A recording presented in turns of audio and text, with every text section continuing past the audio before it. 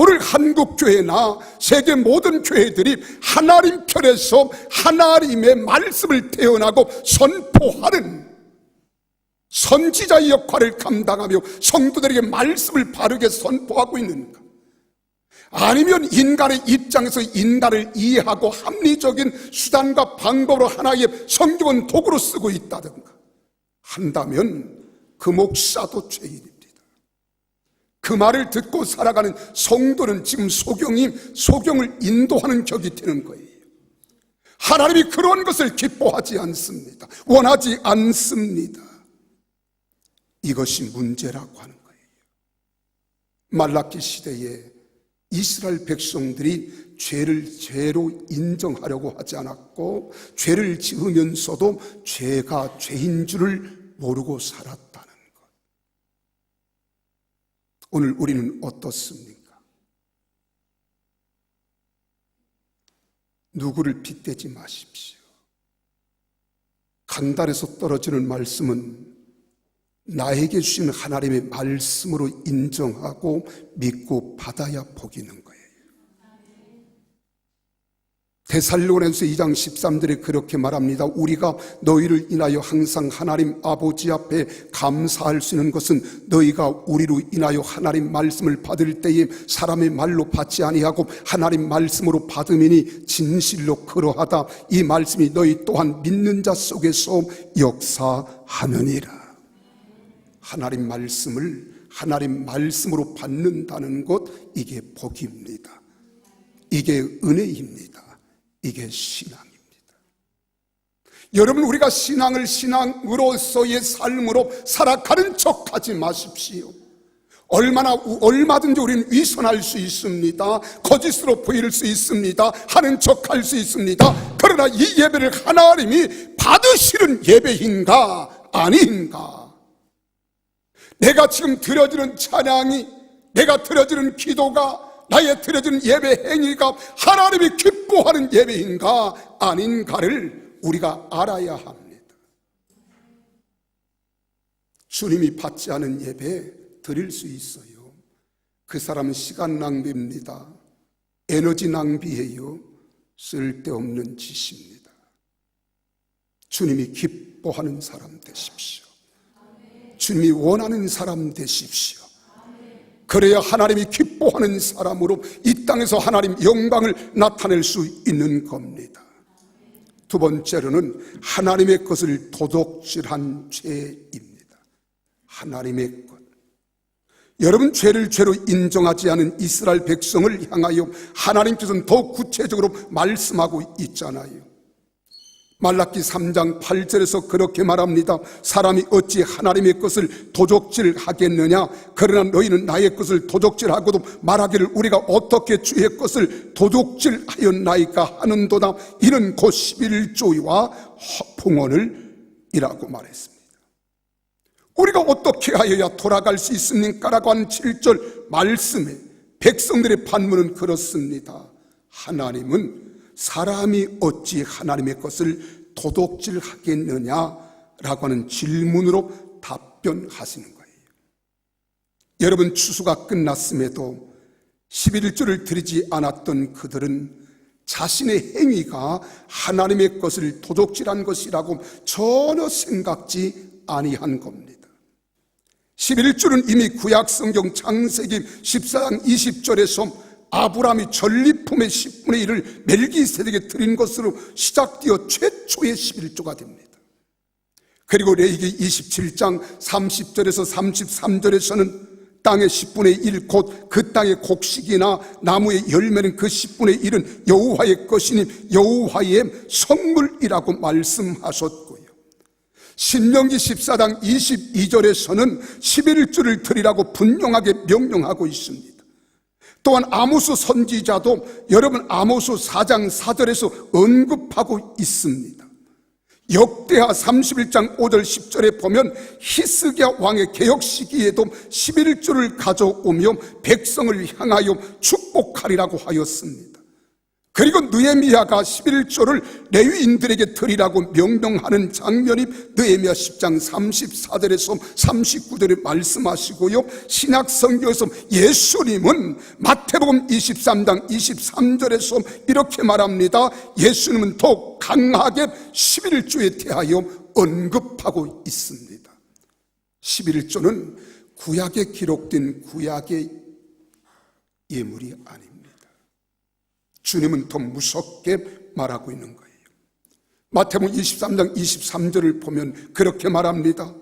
화 있을 진저 외식하는 서기관들과 바리새인들이여, 너희가 박하와 회향과 큰 제의 11조는 들이되 율법에 더 중한 바 정의와 긍휼과 믿음은 버렸도다.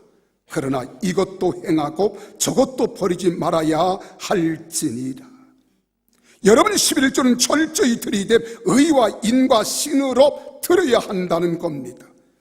11조를 드리지 않는 것은 경제적인 문제뿐만 아니라 영적인 문제에서 비롯된 것임을 우리에게 시사하고 있습니다.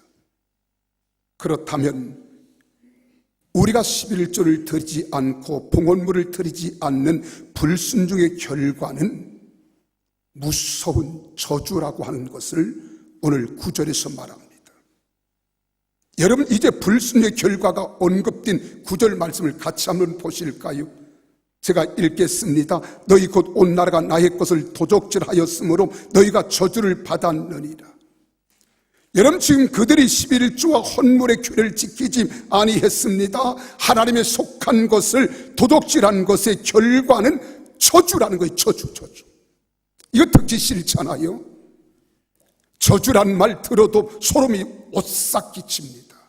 하필은 목사님 그런 무서운 단어를 사용합니까? 여러분, 이건 내가 사용하는 것이 아니라 성경이 그렇게 말하고 있는 거예요. 하나님의 사람은 성경을 왜곡해도 안 됩니다. 미화시켜서 전해도 안 됩니다. 하나님 말씀은 1.1이라도 변함이 없으며 이 땅의 모든 것들이 변할지라도 하나님 말씀은 영원토록 변함이 없는 줄 믿으시기를 바랍니다. 하나님께서는 그들과의 약속을 따라 그들에게 저주를 내리실 수밖에 없었습니다. 11조를 들지 않았는데 대한 벌은 저주로 규정되어 있기 때문에, 그러므로 그들은 스스로 저주의 길을 선택한 것이라고 신명기 28장 1절에서 19절에 기록된 말씀을 보면 기록해 놓고 있어요. 순종하면 복입니다. 불순종하면 저주예요. 오늘 그것을 성경이 말합니다.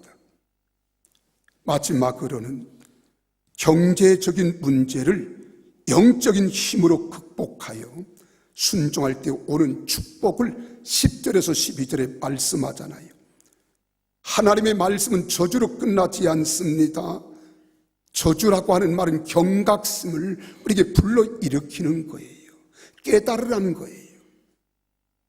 충격요법인 단어이기도 합니다. 11조를 들으지 아니함으로 저주를 받은 이스라엘을 향해서 하나님께서는 회복의 길을 말씀하시잖아요. 온전한 11조를 드려라 하는 거예요. 온전한 11조를 드릴 때 그들은 다시 복을 누리게 될 것이다. 그리고 회복할 것이다. 이제 너희가 이렇게 경작을 해도 너희가 흉년을 맞이하고 이런 엄청난 필용을 맞이하며 너희가 환난과 어려움과 고난을 겪는 것은 너희가 11조를 드리지 아니하였던 죄악의 결과다. 이게 저주다. 이제 너희가 돌아와서 하나님 아버지 앞에 내가 너에게 말한 모든 것을 듣고 행하라. 그리하면 내가 너희에게 복을 주시겠다. 할렐루야. 하나님의 은혜예요. 돌아서라는 겁니다. 회복하라는 겁니다. 여러분 보십시오. 그래서 하나님은 회복의 결과를 세 가지로 말씀하는데 그 첫째는 물질의 풍요를 주시겠다고 10절에 말합니다. 우리 같이 한번 10절 말씀을 읽어보실까요? 함께 읽습니다. 시작. 만군의 여호와가 이르노라 너희의 온전한 11조를 창고에 들여 나의 집에 양식이 있게 하고 그것으로 나를 시험하여 내가 하늘문을 열고 너에게 복을 쌓을 것이 없도록 붙지 아니하나 보라. 그 첫 번째 결과가 무엇입니까? 물질적인 풍요입니다. 물질적인 풍요. 본문에서는 세 가지를 이야기하고 있잖아요. 그 첫째는 순종을 요구하는 겁니다. 이건 온전한 11조를 드리라는 거예요. 두 번째는 나를 시험하라고 말씀합니다. 여러분, 11조의 명령에 대해서 하나님께 묻지 말고 그 명령에 순종함으로써 그분의 말씀이 진짜인지 거짓인지 시험해 보라는 거예요. 하나님께서는 나를 시험하라고까지 말씀하셨다는 사실은요, 그 당시 백성들의 마음이 얼마나 완악했는지, 하나님의 신실하심에 대하여 얼마나 무지하고 회의적이었는지를 보여주는 겁니다. 그리고 세 번째로는 약속을 주십니다. 순종하면 물질적인 축복을 경험할 것이다. 이 약속 뒤에 있는 영적 원칙을 보십시오. 우리가 누가복음 6장 38절에 말합니다. 주라 그리하면 너에게 줄 것이니 곧 후이겨 누르고 흔들어 넘치도록 하여 너에게 안겨주리라. 너희가 헤아리는 그 헤아림으로 너희도 헤아림을 도로 받을 것이다 말씀하셨고요. 고린도전 후서 9장 6절에서 8절에 이것이 곧 적게 심는 자는 적게 거두고 많이 심는 자는 많이 거둔다는 말이로다. 각각 그 마음에 정한 대로 할 것이요 인색함으로나 억지로 하지 말지니 하나님은 줄겨내는 자를 사랑하시느니라. 하나님이 능히 모든 은혜를 너희에게 넘치게 하시나니 이는 너희로 모든 일에 항상 모든 것이 넉넉하여 모든 착한 일을 넘치게 하려 하심이니라. 할렐루야. 하나님 말씀이에요. 하나님의 영적 법칙입니다. 영적인 일을 우리에게 말씀하고 있는 겁니다. 그러므로 하나님께 드리는 것은 믿음의 행위이지만 하나님은 그 믿음의 행위를 통해서 복을 주신다는 것입니다. 그러나 그 믿음의 행위가 여러분 동기가 보상을 바라는 것이라면 안 된다는 거예요. 여러분, 우리가 믿는 자가 하나님께 드리는 것은 오직 그분을 사랑하기 때문이에요. 그분의 은혜가 감사하기 때문이에요. 그분의 은총을 생각할 때 우리는 드릴 수 없는 감격과 기쁨이 내게 있기 때문에 드려지는 것임을 믿습니다. 반드시 주님은 보상해 주시겠다는 거예요. 두 번째의 보상은 보호와 공급하심을 우리는 믿어야 합니다. 11절 보세요. 뭐라고 말씀합니까? 만군의 여호와가 이루느라 내가 너희를 위하여 메뚜기를 금하여 너희 토지 소산을 먹어 없애지 못하게 하며 너희 밭에 포도나무 열매가 기한절에 떨어지지 않게 하시겠다. 이건 두 번째 결과로 보호해 주시겠다는 거예요. 공급해 주시겠다는 겁니다. 여기 메뚜기나 황충이는 먹는 자라는 뜻입니다. 금하겠다는 말은 꾸짖겠다는 말이에요. 여러분, 하나님께서는 모든 것들을 관장하시고 주관하시는 하나님이시기 때문에 하나님 말씀대로 순종하면 악한 마귀가 우리를 넘겨보지 못하도록, 여러분 삶을 방해하지 못하도록 하나님께서 그들을 꾸짖고 그리고 하나님 백성을 보호해 주시겠다. 아멘 좀 하소. 하나님이 보호해 주시겠다. 그래서 메뚜기를 금한다는 것은 농작물의 피해가 가지 않도록 보호한다는 겁니다. 이러한 보호로서 포도나무의 과실이 기한절에 떨어지지 않게 할 것이고 풍성한 결실을 거두게 될 것이라는 거예요. 이 같은 하나님의 축복은 당시 농경사회였던 그들의 삶에서 누릴 수 있는 최고의 축복이었음을 의미하고 있습니다. 오늘날에는 농경사회가 아니다고 할지라도 중공업, 이제는 IT, 각 업이 달라요. 그 업 속에서도 농경사회의 모든 백성들에게 함께 하신 하나님이 그들과 함께 하실 줄 믿으시기를 주님의 이름으로 축복합니다. 그리고 세 번째로는 선망의 대상이 되게 해 주시겠대요. 안 믿는 사람들에게, 또한 세상 사람들에게 선망의 대상이 되게 해 주시겠다. 12절입니다. 다 같이 한번 읽어볼까요? 시작. 너희 땅이 아름다워짐으로 모든 이방인들이 너희를 복되게 하리라. 만군의 여호와의 말이니라. 11조를 드릴 때 받게 되는 세 번째 결과는 열방으로부터 신앙의 선망의 대상이 되게 해주시겠다는 거예요. 모든 사람이 우러러보게 해주시겠다는 거예요. 하나님의 살아계심을 보게 해주시겠다는 거예요. 할렐루야. 여러분 삶을 통하여 믿지 않은 이웃과 모든 사람들에게 나는 하나님의 사람입니다, 하나님 백성입니다, 하나님 권속입니다, 하나님 자녀입니다, 우리가 선포하고 신앙생활을 하는 것과 다를 바 없잖아요. 주일날이면 성경 찬송을 끼고, 그리고 우리가 새 옷을 갈아입고 목욕 재개를 하고 하나님 성전에 나와 예배하잖아요.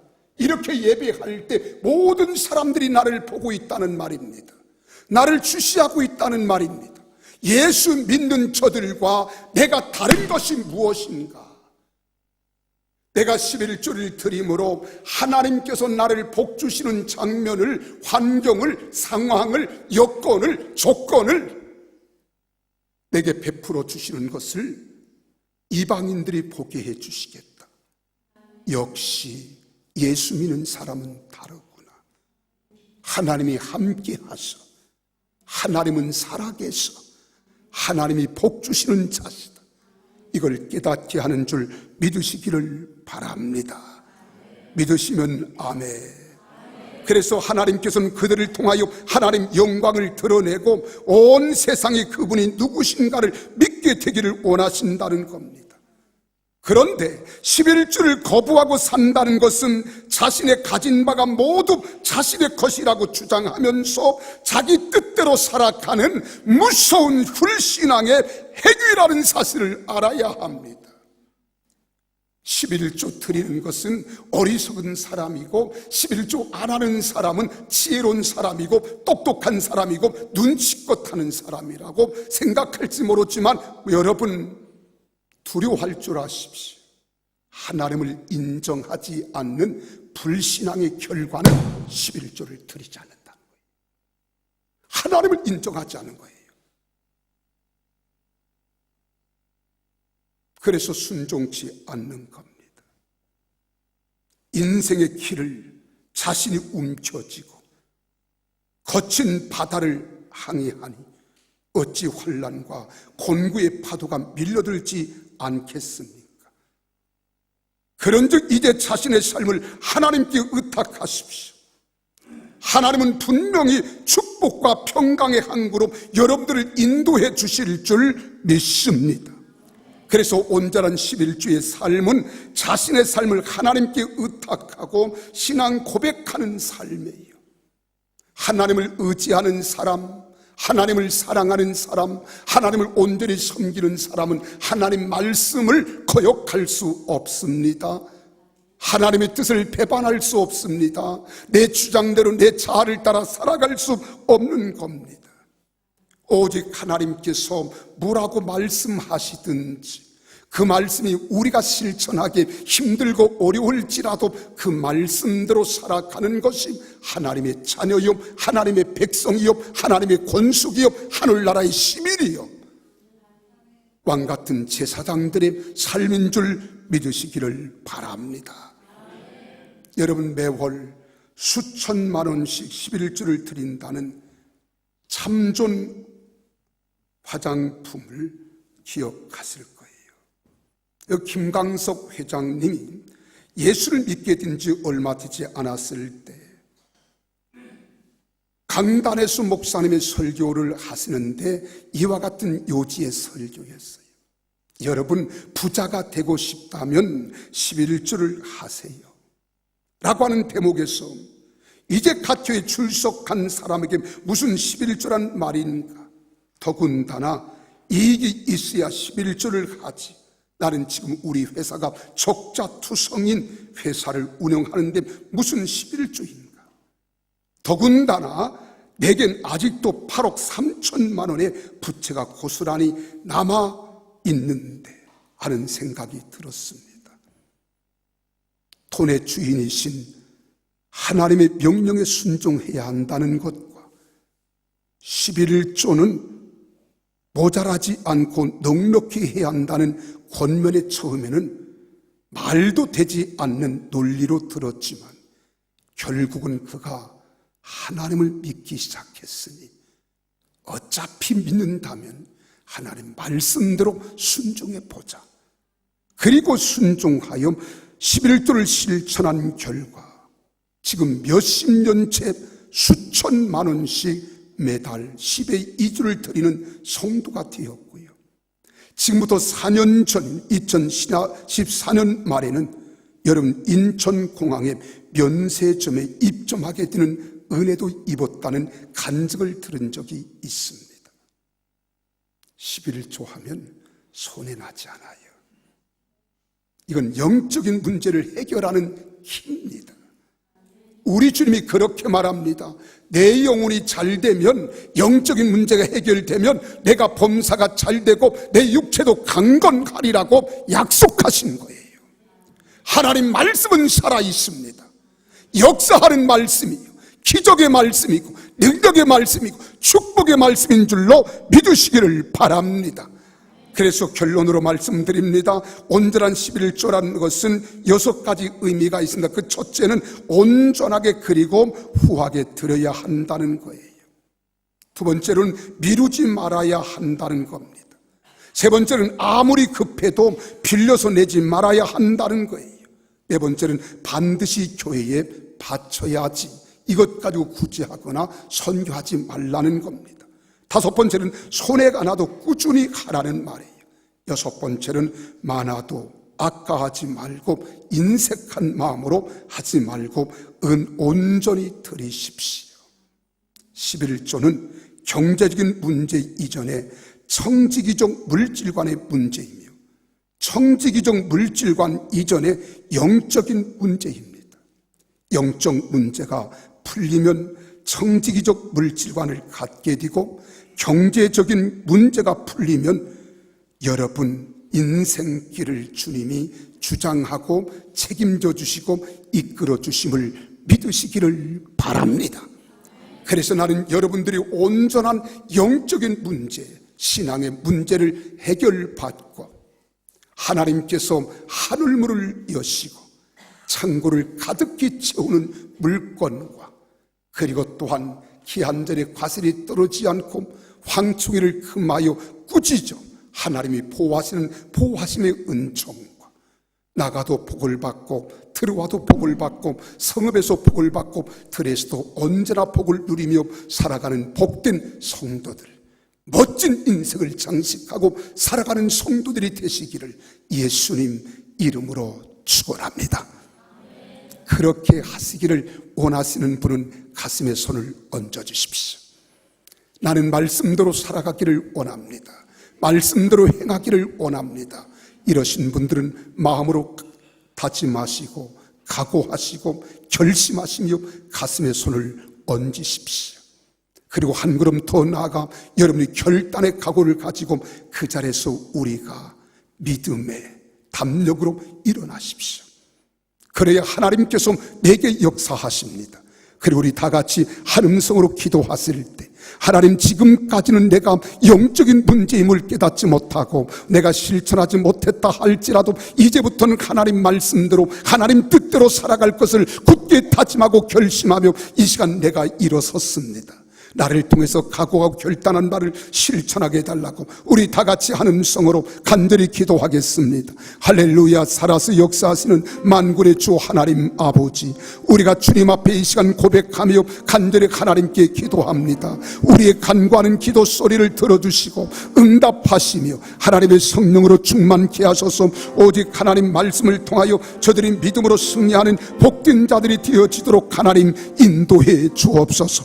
경제적인 문제 이전에 영적인 문제임을 깨달았습니다. 아버지 하나님, 이것은 물질이 없어 내가 드리지 못한 것이 아니라 마음에 하나님을 향한 온전한 신앙과 믿음이 견고히 세우지 못하여 내가 실천하지 못했다는 것을 깨달았습니다. 이제 하나님 말씀을 따라 하나님 말씀대로 살아가는 하나님의 성령의 사람이 되게 하시고 하나님 말씀 아래 온전히 거하는 복된 자들이 되어지도록 성령님 역사하시고 은혜를 베풀어 주옵소서.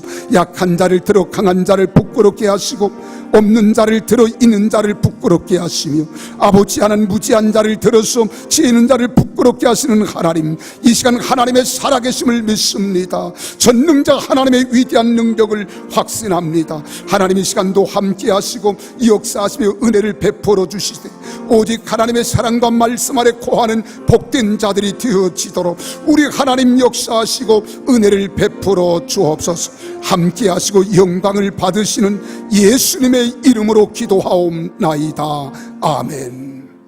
살아계신 아버지 하나님, 우리는 이 문제가 물질적인 문제가 아니라 영적인 문제임을 깨달았습니다.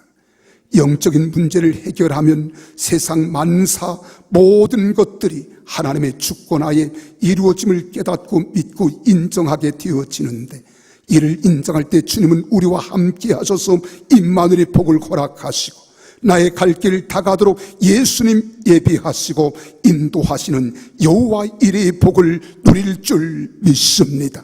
아버지, 저들이 가슴에 손을 얹었습니다. 믿음으로 구하는 모든 것들이 응답되게 하옵시고 하나님의 성령의 도우심과 역사하심 속에 하나님을 영화롭게 해드리는 복된 신앙의 사람들이 되어지도록 하나님 은총을 더해 주시옵소서. 오늘의 모든 영광을 받으시고 은총을 베푸시는 주 예수 그리스도의 이름으로 기도하는 저들에게 이제 하늘문을 여시고 응답해 주시되 창고가 차고 넘치게 하시고 귀한 들의 과실이 떨어지지 않게 하시고 황충이가 좀먹지 않게 하시고 열방이 일컬어 말하기를 복되다 말하게 하시되 창고가 차고 넘치는 물권 영권 모든 인권을 누리며 살아가도록 하나님 도와주옵소서. 예수님 이름으로 기도하옵나이다. 아멘.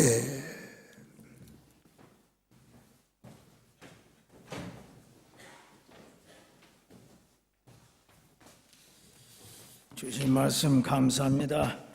찬송가 449장 드리겠습니다. 이 박수의 영광은 하나님께만 오직 돌려드립니다.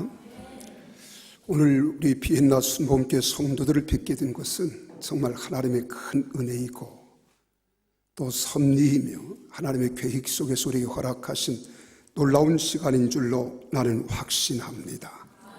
아멘. 안 해도 괜찮아요. 그러나 주님이 함께 하심을 확실히 믿어지는 분만 큰 소리로 아멘. 좀 더 세게 아멘. 네, 더 강하게 아멘. 네, 감사합니다. 우리 한번 좌우 전후를 보시면서 우리 한번 인사합니다. 사랑합니다. 축복합니다.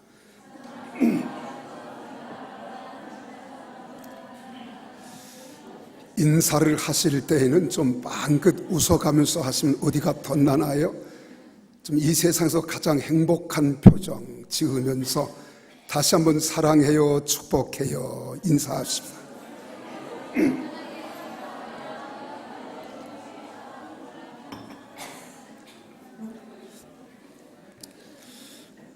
여러분, 우리 다 한국 사람 맞지요? 몇몇 분만 제외하고는 다 한국 사람인 것 같아서 오늘 원고에 없는 내용을 잠깐 제 머릿속에 떠올라서 말씀을 드립니다. 우리 통역하신 분은 조금 양해를 구합니다. 2조 500년에 태조 이성계가 아주 대단한 그 괴팍한 성격을 가지고 소유한 사람이에요. 그 잘하는 게 딱 하나 있다 그럽니다. 불교인들이 들으면 좀 죄송합니다마는 이 성내에 있던 모든 사찰들을 다 산속으로 내쫓았다는 거예요. 내쫓았는데 그분과 함께 더불어 상대할 수 있는 사람들이 그리 흔치가 않았어요. 왜? 성격이 괴팍하기 때문에. 갑자기 어떤 날벼락이 떨어지는지를 예측을 못합니다. 근데 그 가운데서도 그래도 좀 자기는 유교를 2조 500년에서 종교로 만들었지만은 불교에 대해서는 별로 달갑지 않은 생각을 가지고 있으면서도 무학대사와는 굉장히 관계가 좋았어요. 같이 식사도 하고 대화도 하고 발벗도 되었어요. 그런데 오늘날 식사를 하는 중에 이 태조 이성계가 무학 대사에게 이런 말을 합니다. 대사, 임금님 왜 그러시오? 어떻게 대사는 먹는 것이 꼭 개같이 먹소? 충격 아닙니까? 그랬더니 그때에 무학 대사가 그 말을 바로 응수하여 받아치지 아니하고 미소를 지었어요. 그리고 얼마가 지난 후에 식사가 마무리쯤 되어질 때에 이 무학 대사가 태조 이성계에게 이렇게 질문을 던집니다. 임금님 왜 그러시오? 임금님은 어떻게 잡수는 것이 꼭 부처님처럼 잡습니까? 오, 이것 봐라. 나는 그대에게 개같이 먹는다 하였거늘 어찌 그대는 짐에게 짐이 섬기는 부처님처럼 잡순다 하오. 그때 무학대사가 그런 답변을 합니다. 부처님 눈에는 부처님처럼 보이는 법이요, 개 눈에는 개같이 보이는 법입니다. 별로 재미가 없는 모양이에요. 여러분, 충격 아닙니까? 오늘 세상은 똑같은 상황이지만은 이 세상을 보는 시각이 달라요. 내 마음에 어떤 생각과 마음을 품고 있느냐에 따라서 우리가 세상을 보는 시각이 다르고 사람을 판단하는 각도가 달라요. 우리가 성경에 보면 모세라고 하는 사람이 12 정탐꾼을 뽑아서 가나안 땅을 정탐케 합니다. 그때 12 정탐꾼이 돌아와서는 똑같은 상황, 똑같은 환경, 똑같은 지역, 똑같은 곳을 같이 다니면서 보았어요. 10사람은 부정적으로 말을 하고 부정적으로 이야기하지만은 2사람 여호수아와 갈렙은 모든 것들을 다 긍정으로 이야기합니다. 백성들은 누구의 소리를 더 듣기를 좋아하느냐? 10사람 다수의 소리를 듣고는 다수의 소리에 귀를 기울이고 거기에 함께 동조합니다. 그러나 하나님께서는 10사람을 통해서 역사하지 아니하시고 2사람 여호수아와 갈렙을 통하여 이스라엘 백성들을 가나안 땅으로 인도하고 가나안을 점령케 하고 가나안을 축복하는 거예요. 나는 여러분 세상을 바라보는 시각은 각각 다를 수 있습니다. 오늘 본문 말씀 말라기 3장 7절에서 12절에 기록된 말씀을 미리 짐작하여 이 말씀은 11조 드리라고 하는 거야 라고 여러분 말씀도 듣기 전에 여러분 판단하고 오판하면 안 됩니다. 물론 11조는 성경에 기록된 말씀입니다. 나는 이것을 영적인 입장에서 생각하고 영적인 입장에서 판단하고 영적인 입장에서 생각하면서 영적으로 이것을 한번 풀어보자는 거예요. 왜 하나님께서 이런 말씀을 하셨는가? 한번 따라합시다. 영적 문제입니까? 경제적 문제입니까? 다시 한번, 영적인 문제입니까? 경제적인 문제입니까? 저 뒤에는 한국말이 잘 안 들리는 사람이 있는 모양이에요. 안 하신 분이 3사람 딱 있습니다. 한 번 더 따라합시다. 영적인 문제입니까? 경제적인 문제입니까? 오늘 이 말씀이 기록된 당시는 BC 430년경에 말라기 선지자를 통해서 하신 말씀이에요. 그때 유대 백성들은 큰 좌절과 영적 무기력에 빠져 있었습니다. 외식과 불법과 회의 속에서 빠져 있었습니다. 그 이유는 제2성전인 스룹바벨 성전 재건축 이후에도 여전히 생활고가 계속되었고요. 또한 스가랴 선지자에 의해서 임할 것이라고 약속했던 메시아의 영광은 나타나지 않고 있었기 때문에 이제나 저제나 손꼽아 기다리던 메시아의 영광에 대해서 그들은 실망에 빠져 있었습니다. 여러분, BC 538년 총독 스룹바벨과 대제사장 여호수아의 인솔하에 고국 땅에 돌아온 유대 백성들은 부푼 기대를 가지고 예루살렘 재건 사역에 그들이 시작합니다. 이것이 BC 536년이에요. 그런데 사마리아 사람들의 방해 공작이 있었습니다. 또한 토지 경작의 실패로 착수 2년 만에 성전 건축은 중단되다가 4년의 세월이 흐른 뒤에 BC 520년경 학계 스가랴 선지자가 장차 임할 메시아 영광의 비전을 제시하면서 BC 516년경에 완공을 보게 됩니다. 그런데 메시아의 영광이 나타나지 않습니다. 그들이 학수고대하며 기다리던 메시아의 영광이 나타나지 아니하자 이스라엘 백성들은 지금 굉장히 시리에 빠지는 거예요. 낙심에 빠졌습니다. 낙담합니다.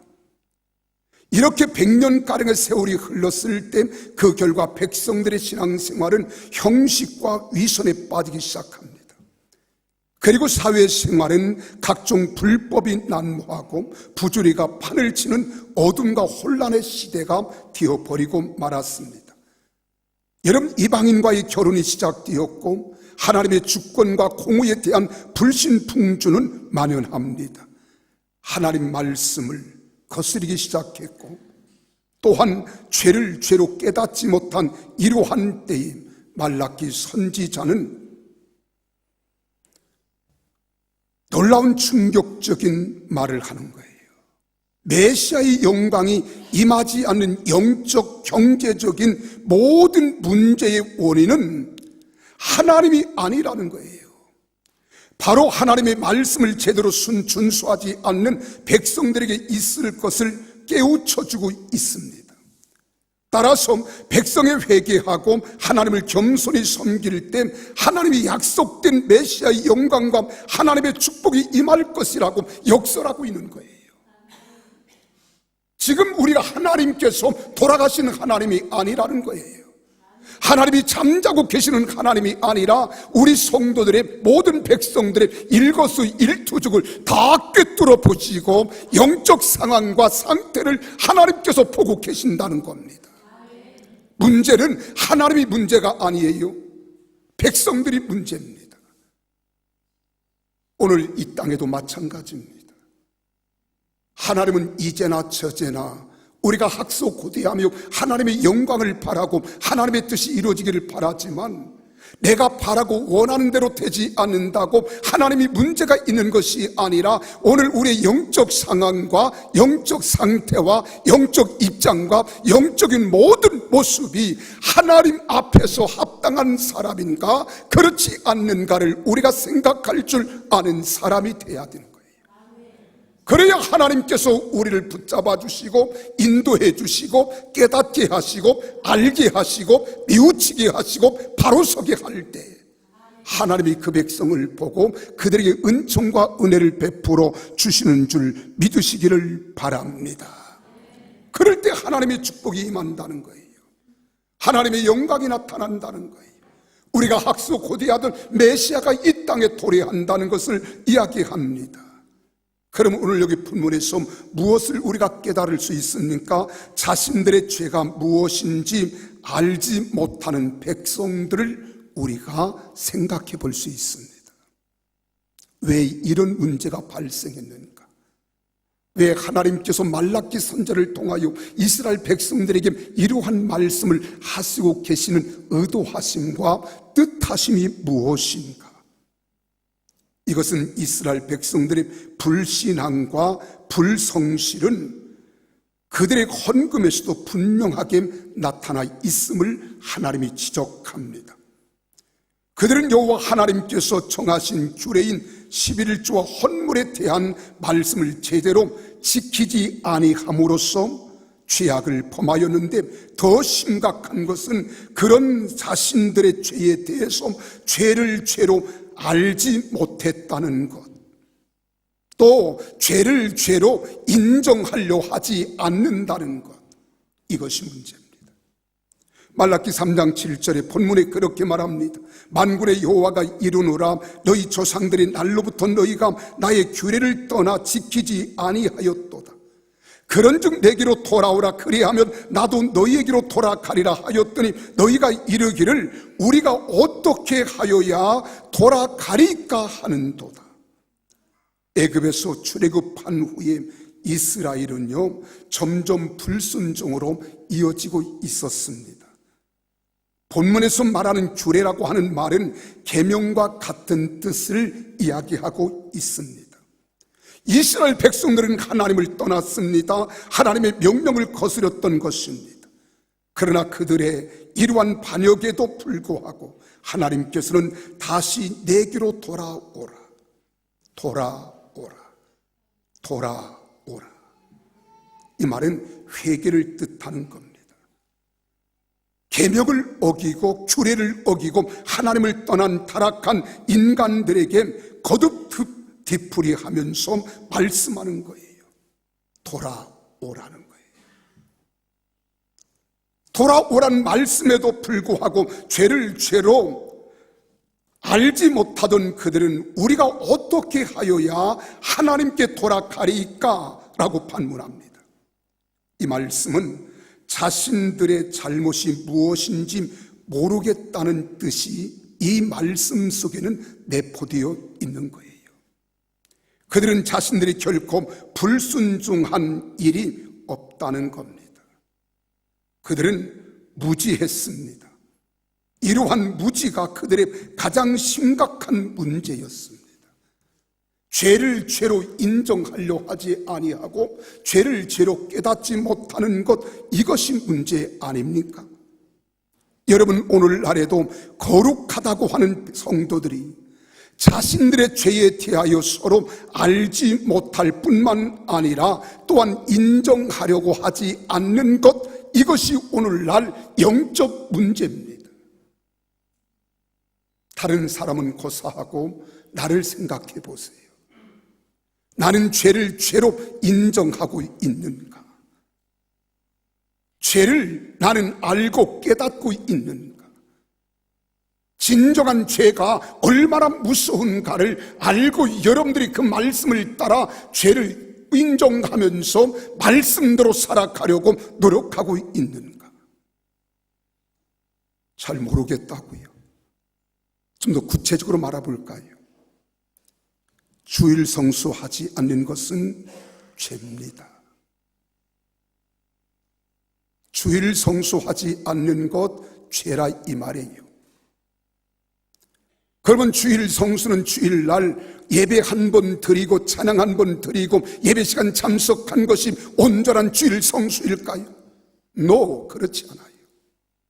성경은 온전히 주일을 성수하는 것은 아침부터 저녁까지 하나님의 날을 하나님의 날로 인정하고 하나님이 기뻐하는 언어, 하나님이 기뻐하는 생활, 하나님이 기뻐하는 의식, 하나님이 기뻐하는 생활을 하라는 겁니다.